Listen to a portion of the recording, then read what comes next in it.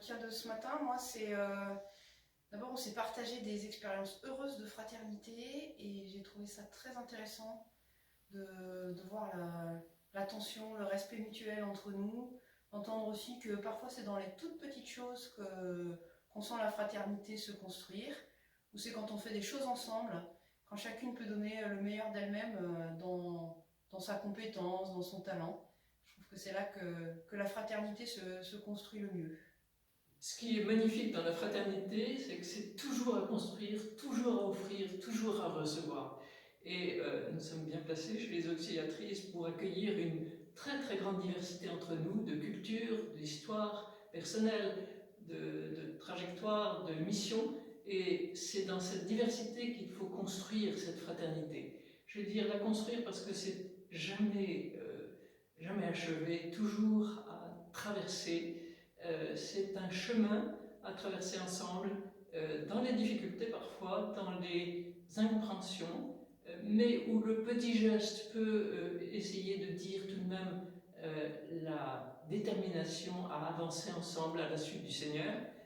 C'est pour ça on vit aujourd'hui. C'est quelque chose qui nous a réunis. Je crois que c'est ça pour moi, la fraternité, c'est quelque chose que j'expérimente de très paisible en communauté en ce moment, et de temps en temps aussi ça accroche. Mais voilà, on a eu des mots, des sujets de réflexion pour relire tout ça, pour sentir le désir, pour voir tout ce qu'il y a de beau dans notre désir de vie fraternelle, et en même temps pour habiter le réel.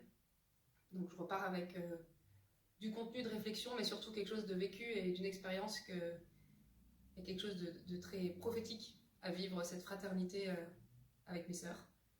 Et on a eu un petit mot aussi que j'ai aimé sur une fraternité découverte à notre insu. Et ça, c'est encore une fois de l'expérience, mais cet été, en ayant retrouvé d'autres auxiliatrices d'autres provinces, j'ai pu expérimenter à mon insu ce que ça veut dire me découvrir sœur de ces femmes de façon très profonde et très heureuse. Donc ça encore, c'est une expérience de fraternité. J'aime cette idée qu'on découvre la fraternité, qu'on la reçoit à notre insu. Voilà. Ce qui a été vraiment intéressant dans ce week-end, c'est qu'on ne mâche pas nos mots.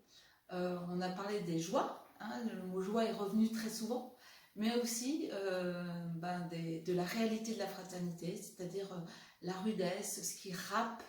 Alors ce qui était très beau, c'est qu'on a dit que ça râpait, mais qu'à force de râper, parfois ça devenait, on polissait, et ça devenait quelque chose qui nous aide à avancer.